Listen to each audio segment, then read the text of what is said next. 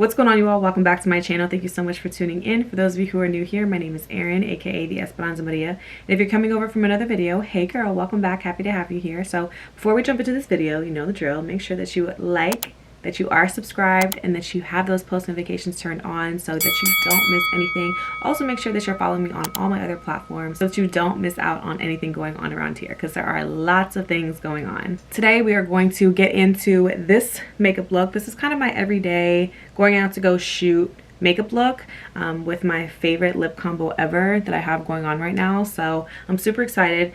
Alongside of that, we are going to be doing some keying. We are going to be answering some questions, and I'm going to dive into this influencer life, this journey, what goes into it, the things that they don't tell you, and some things that you need to know if you are an aspiring content creator. So stay tuned, let's jump into it, and I hope you enjoy. Okay, you all, so let's get into it. We are starting from the very beginning. I just got out of the shower, and we are starting all the way at skincare because we're going to have a full key today, and I'm so excited. So I'm going to tell you all the products that I'm using, or I'm going to try, because I'm going to be talking and doing all the things as well.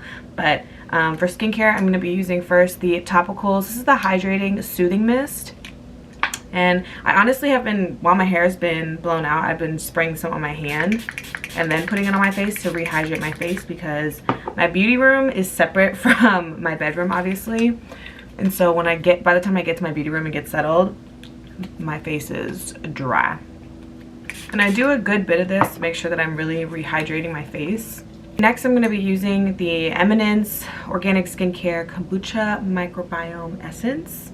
It's a balancing essence, so it really helps with that redness and just kind of calm everything down, especially after a pretty intense face washing session.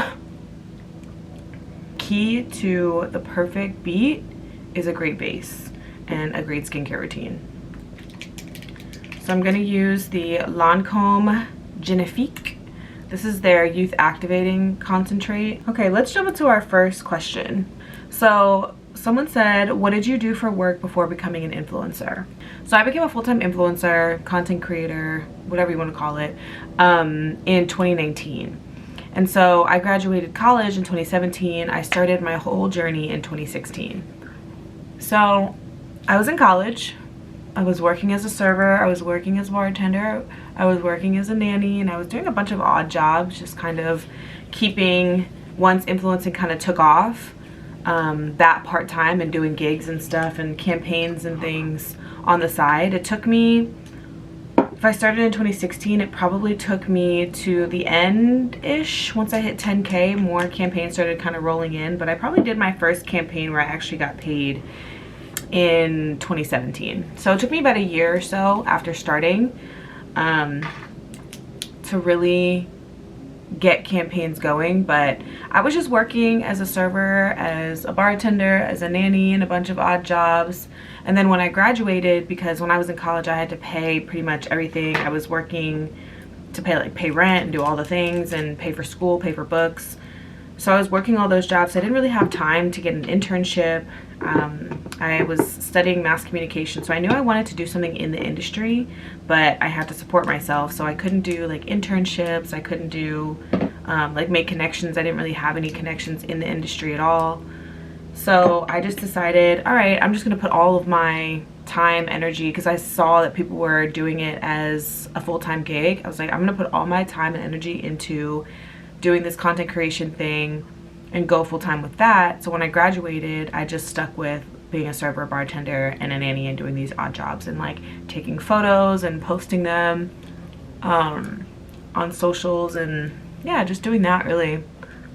So no 9-to-5, no glamorous job on the side, no connections in the industry. I was literally just working as a server and doing content creation on the side. And serving and bartending was like my main form of income. I just used the Medik8 liquid peptides serum, and then the last couple steps I'm gonna do the Caudalie resveratrol, I cannot pronounce that word, eye cream, and then I'm gonna use the Charlotte Tilbury magic water cream. Someone said, how does being an influencer work exactly? How do you make your income?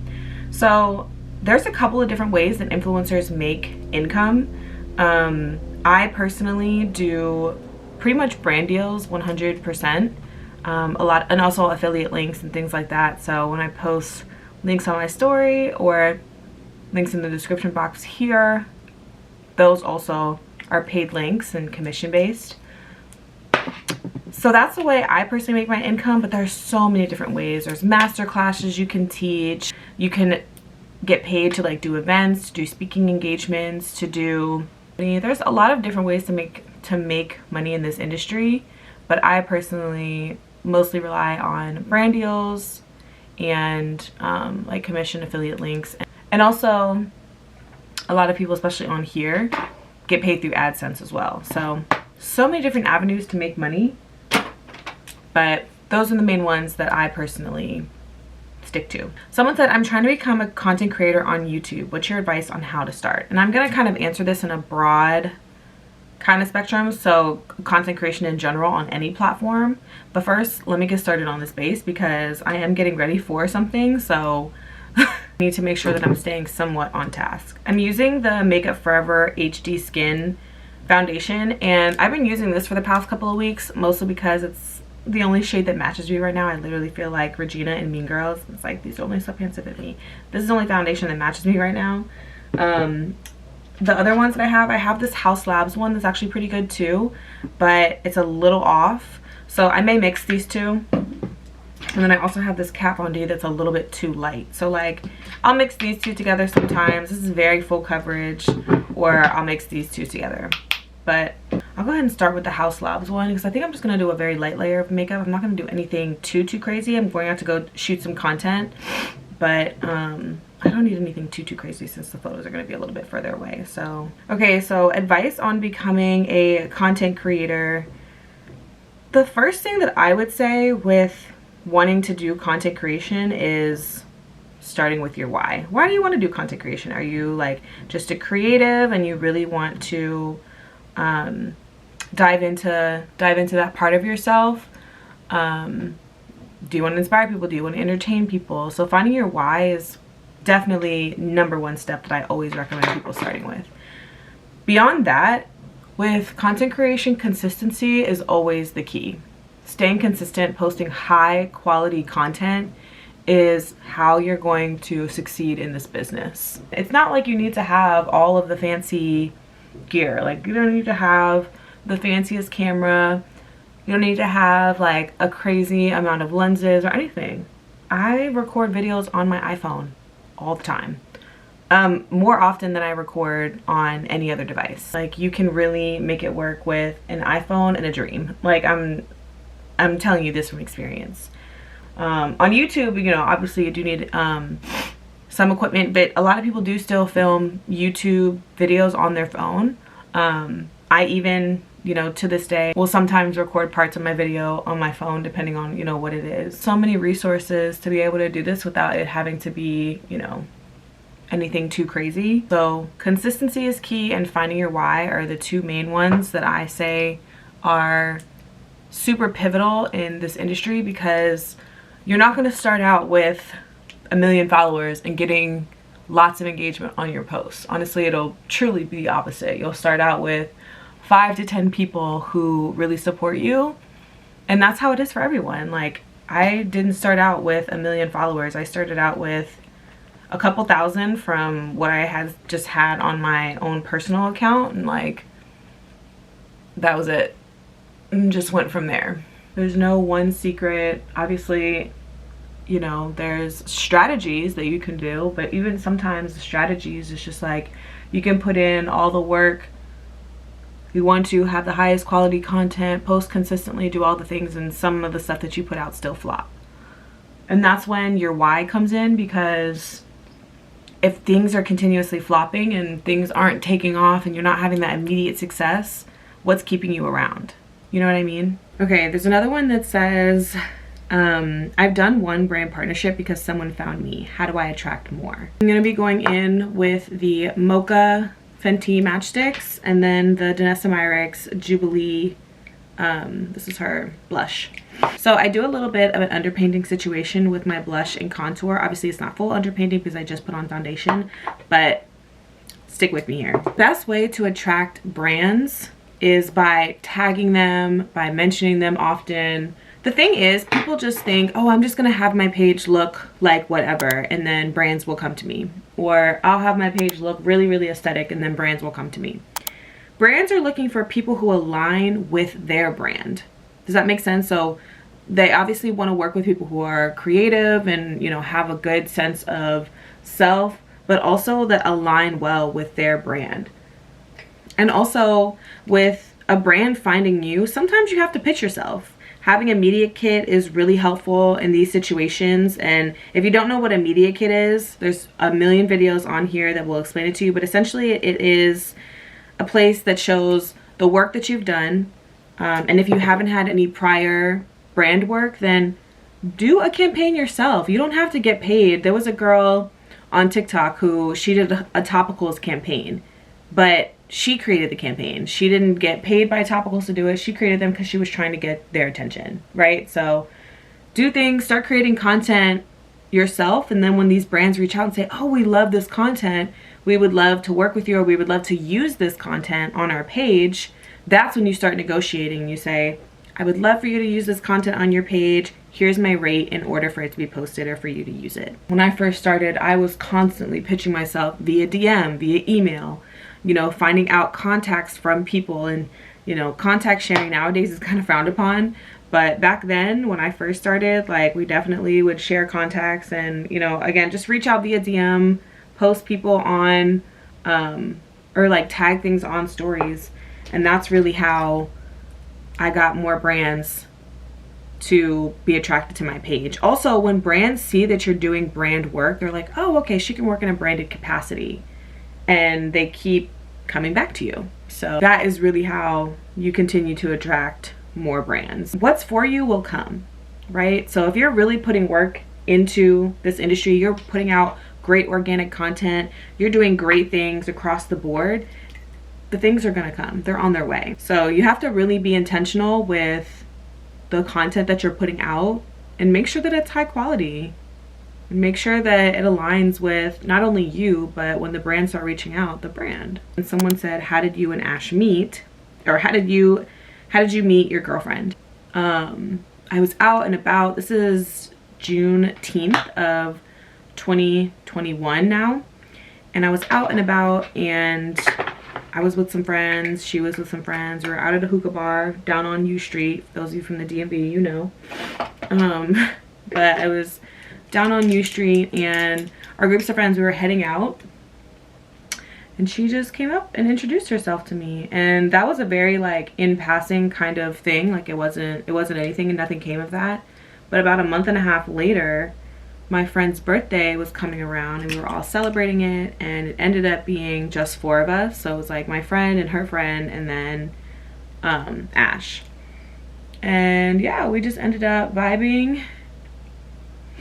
And this was July now, end of July, that remember we met on Juneteenth. So this is end of July, and we just vibed, hit it off, and we've literally been together ever since. Someone said, if you weren't an influencer, what would your dream job be? And I love this question because it really helps me like use my imagination.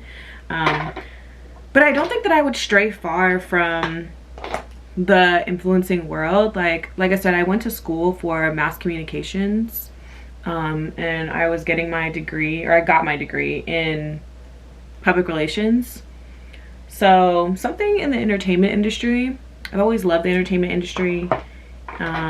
I wanted to do like editorial writing for a magazine.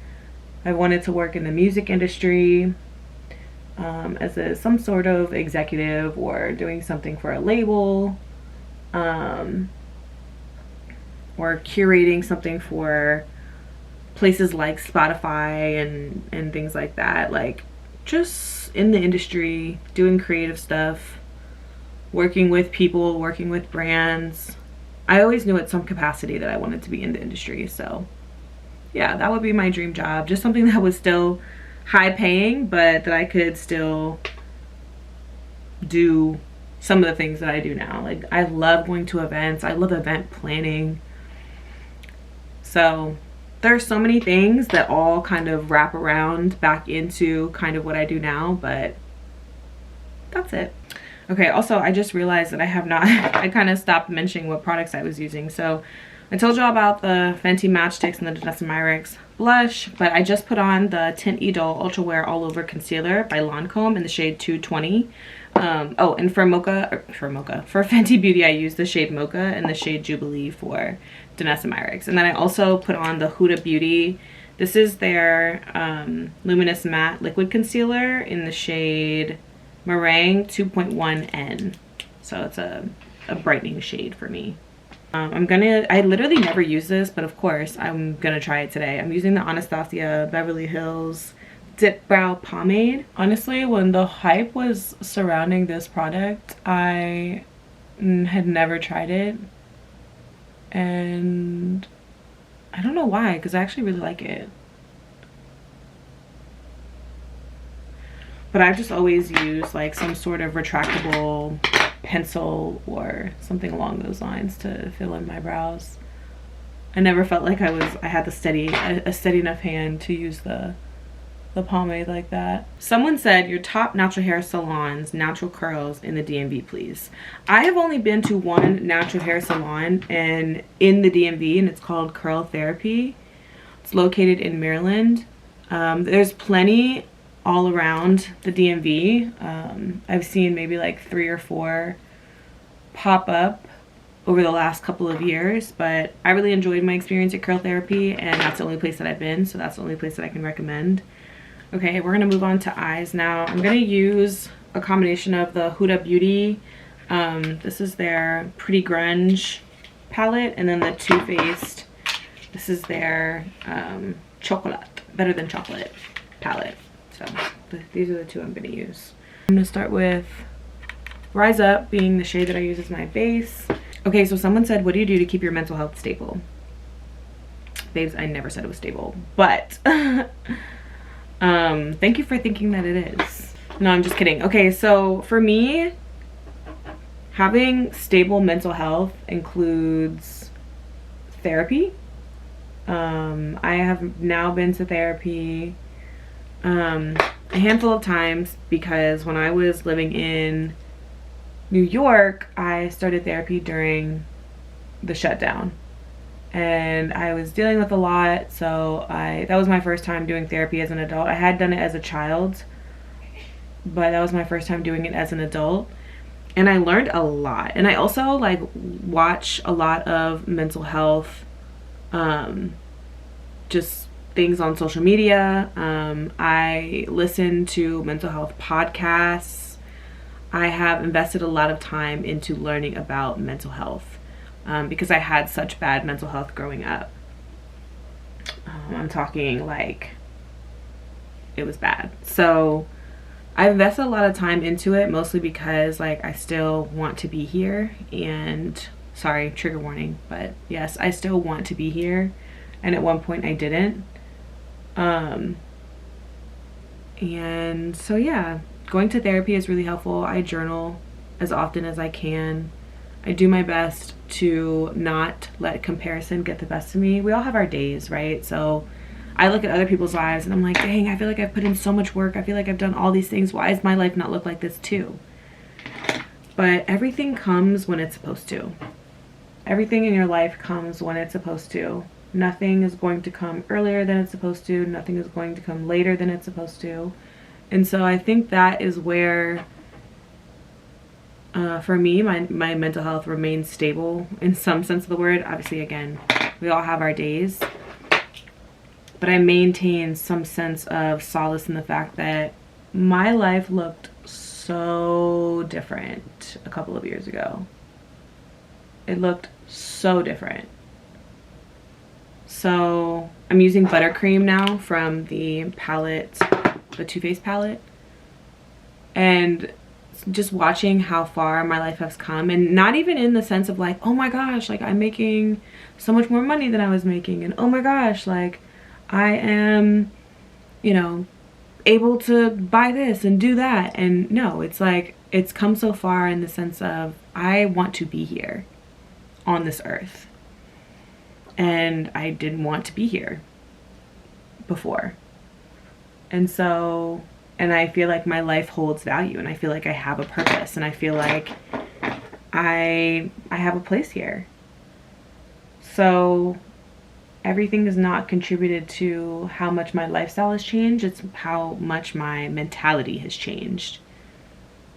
And I think that's a really beautiful thing. Okay, now we can move on to some powders. The eyes, I'm not like doing too much. I put a little sparkle on there from the Huda Beauty palette. I just used a little bit of the Maverick right here and just added a little sparkle, but not doing too much with the makeup. Again, it's just giving an everyday glam situation. I'm gonna use the One Size setting powder. She's been my girl for a while now. That and the spray, they are both so good.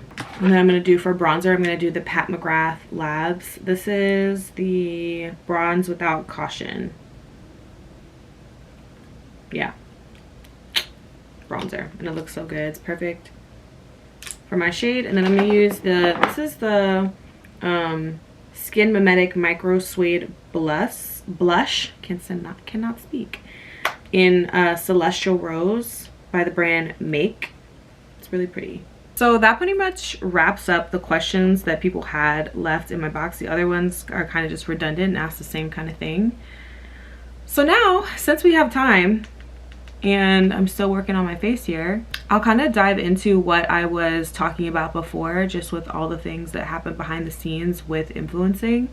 So we talked about a media kit, we talked about a rate card, having photos on there, just to kind of touch back on there, having photos and having content, organic and sponsored past content that you've created is really important so that the brand can see what you have created. Now, I know a lot of people are like, well, how do you get in contact with the brand? Like, how do you get the brand's contact? You can go as far as looking on their Instagram and just getting the email that they have listed there, and then 9 times out of 10 they will direct you to their influencer partnerships. The thing with that to remember is they will say, oh, well, here is the email to, you know, who you can contact, and they'll, you know, you can reach out, you can send your media kit, and they will typically say, we will reach out if it is a fit. And so follow up. That's how you get the contact information. You send DMs, you get the email that they give you, and you continuously follow up while also continuously creating the content that you want them to see, you know, and follow up every so often, you know, once a month if you need to, more than that if you feel like you want to. A lot of people are out here pitching every single day. I know influencers that literally send out 20 to 50 pitches every single day because there are so many brands out here, and you just never know, you know, who will want to work with you and at what capacity. There's also UGC content. Like, you don't have to be out here posting everything. Like, if you put out good content, they're gonna want to work with you. Okay, so now the boring side, which it's not boring if you want to be smart, but the boring side of content creation. So I'm gonna give y'all a scenario. Let's just say a brand reaches out to me and wants to work in a paid capacity, right? So the process of how that works, I have management, not everybody does, and before I had management, I obviously was handling all of this myself, but email comes in, they say, we would love to work with you, blah, blah, blah, blah. Cool.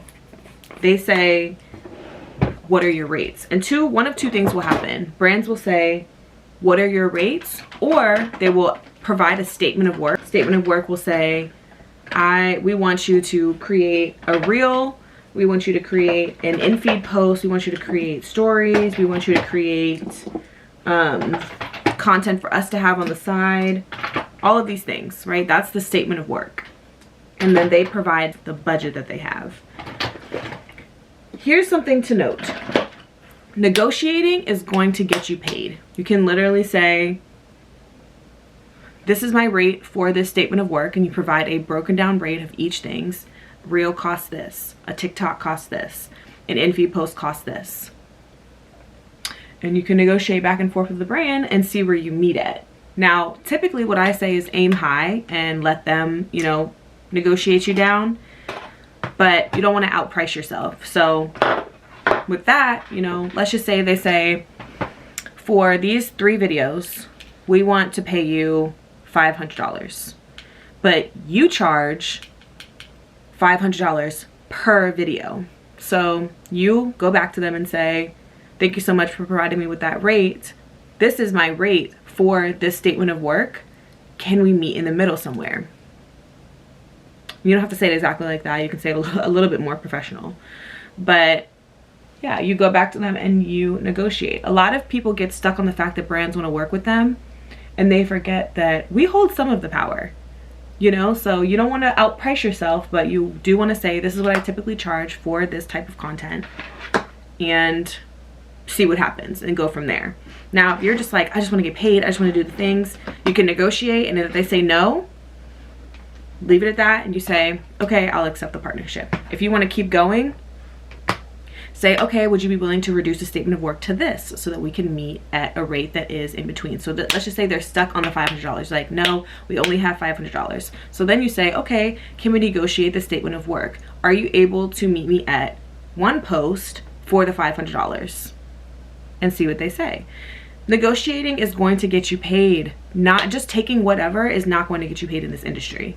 Keep that in mind. So that's negotiating. That's really just touching on it. There's so much to go into with negotiations, but that should give you a little bit of a better idea of what that process looks like. So another side of this industry is we are considered independent contractors. You get a 1099 form, and that's how you do your taxes.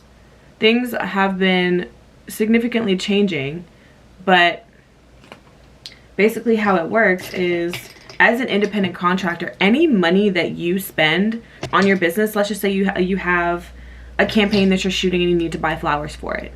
Those flowers are what's called a tax write-off. With that tax write-off, let's just say in a year you get paid on your 1099, it says that you got paid $10,000, okay? You got paid $10,000 on the year, but you spent like, I don't know, let's just say $1,000. You spent $1,000 on buying things for those campaigns, on when you've gone out and shot content, especially if you're full-time. You got gas, you used your car for content, anything along those lines. What they do is use the write-offs and take a percentage off of what you would owe on that $10,000. So with that $10,000, you're gonna say owe like 25 to 30%. What the write-offs do is take money off, take a percentage of money off of that percentage that you owe. So $10,000, let's just say you owe $3,500. With the write-offs, that might knock it down to $1,500 or whatever, because they take a percentage of whatever your write-offs are. Now, if you spent $1,000 and you owe $3,500, it's not gonna be $1,000 knocked off that $3,500. It's going to be a percentage of that $1,000 that's knocked off the $3,500. These are all hypotheticals. It could be more, it could be less. These are just all hypotheticals. So what I recommend with what people do is, whenever you get paid from a campaign, put aside 25 to 30% of that money to go towards your taxes. Put that money aside and take, you know, the rest of that 70%, put some in savings, and then use the rest for spending money. And if you're not getting paid consistently enough to be able to do all of that, because there was a time when I was just using all the money to pay my bills and all that, just be mindful that that following year, when you go to do taxes for the year previous, you're gonna be using at least 1 to 2 checks that you got to pay off your taxes. So keep that in mind. If you feel like, oh, I don't have enough money to set aside, whatever, if you consistently continue to have work, you're gonna be making up for it in the following year by using a full check of some sort to pay those taxes. So just try to put as much aside as you can. Now, I mentioned before about how you kind of pay less taxes.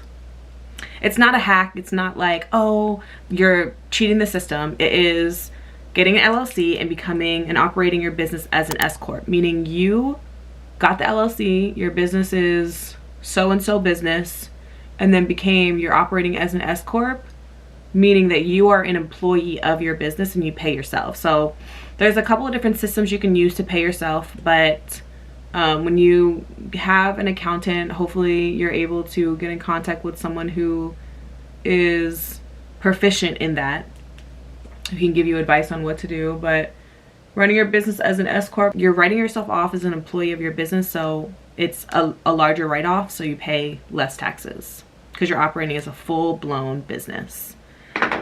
So these are the things, y'all. I'm telling you, like, influencing is all fun and games until it comes to the real business side of things. I just use the Too Faced Better Than Sex mascara. It's the Naturally Too Faced, and then I just also use the Fenty Beauty Hella Thick mascara. There is a business side to this, and I'm literally scraping the surface. I'm not even really going into the nitty gritty of everything that is involved with this process because it is extensive. But yeah, like, if you're really wanting to get serious about this industry, knowing these things is really, really important. I'm using the Ardell Naked Lashes in 420. These are my favorite lashes ever. They look just so natural and add like a little bit more volume to my regular lash.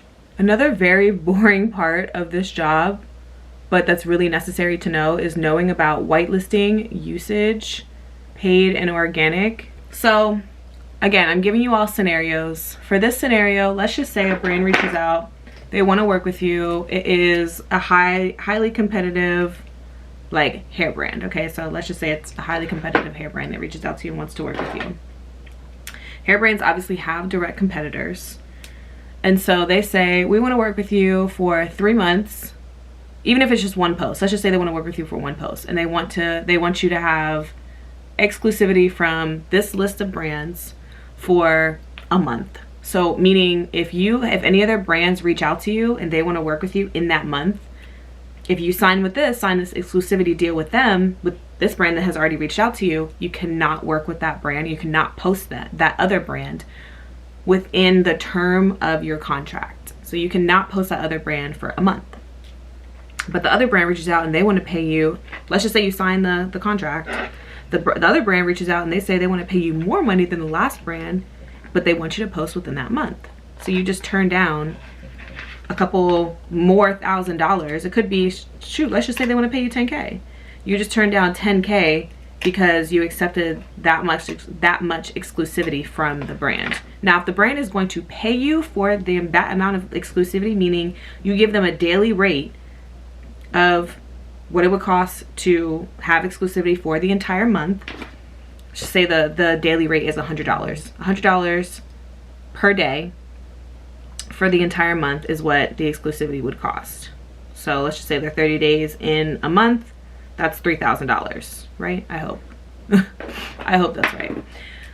But that's $3,000. The brand says, oh, we can't pay you $3,000 just for the exclusivity, not even the statement of work, just for the exclusivity, but we'll pay you for the actual content. We just can't pay you for the exclusivity. Or they say, we can pay you $300 for the exclusivity, but we can't pay you $3,000, and then we'll also pay you the statement of work. You go back to them and you say, thank you so much. If you can't pay the full month exclusivity, you don't say it like that. Don't say it like that. But just say, you know, if this is your budget for the exclusivity, this is what I can provide. I can provide the exclusivity for a day before, meaning I will not post another brand, another hair brand, your direct competitor, a day before and 2 days after this post goes live. So now they're paying for the actual exclusivity, and you have a shorter term of exclusivity within your contract. So if you get this other brand that reaches out at $10,000, you can also post them within the time frame that they want you to post, and then also, so you get 2 checks. You don't have to worry about it being a conflict of interest of any sort, and you're good. And then paid and organic usage. So when a brand reaches out and they want to utilize your content on their platforms, for paid versus organic just means like, oh, they'll post it on their social media, and that'll be it. Paid usage means they want to run an ad of some sort, or they want to use it on marketing materials that they pay for. And let's be clear, paid usage is more expensive than organic usage, because if they're just posting it on their social media, cool, fine, whatever. But when they're using it for paid or like paid materials, more money. And these are the things that take a rate from being $3,000 to now $6,000, because they're paying for the statement of work, which is one set of stories. Typically a set of stories is 3 frames. And then they're also paying for your carousel or your reel. These days, reels is very much the route that people go, but they're paying for your reel, and then they're also paying for the exclusivity and the usage of that content. I hope all of that makes sense. I know I'm getting very technical here, but this is the other side of influencing that people don't ask about. That there is so much that goes on behind the scenes of becoming a content creator. It is not just taking pictures and getting money. Do my lip combo really quickly. This pencil right here is the NYX Line Loud lip pencil in No Equivalent. That's the name of it, I think. I have been loving this lip pencil because it goes on pretty creamy, which makes it so that it also runs down really easily. I've literally only been using this for a couple of weeks now, like 2 weeks, and it went from a regular size pencil to this. It goes on so creamy, but it's matte, if that makes sense. Like, it's a creamy matte situation, and I love it. Okay, next up I'm using the Chestnut MAC lip pencil, and then I'm gonna go back over it with the NYX one. I'm gonna take this Dior lipstick. This is the Rouge Dior Nude Look Matte Lipstick, and it has a little bit of pink tint to it, so I'm gonna use this sparingly, just in the middle. I'm gonna use the Pat McGrath lip gloss in Flesh Fantasy. This is a Lust gloss. I love this gloss. Oh my gosh. Ooh, she is good. I love her. Okay, last step, I'm gonna throw on some setting spray. I use the One Size setting spray. I'm proud of myself because I'm only running slightly behind today, like literally 5 to 10 minutes behind when I said I wanted to be done. So yeah, that's that. I just got to put my stuff together and then we are ready to go. This thing looks so crooked. So I hope everything that we talked about today was very helpful, and answering your questions is always a great time. So thank you guys so much for submitting those questions. If you all want more information on the BTS of what happens with influencer life, I am happy to create another video talking about that.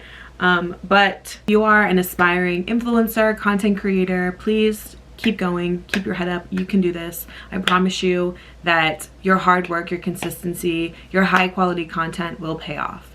So thank you guys so much for tuning in. Make sure that you follow me on my other platforms so you can keep up with everything that's going on. Don't forget to subscribe, and I will see you all in the next video. Bye.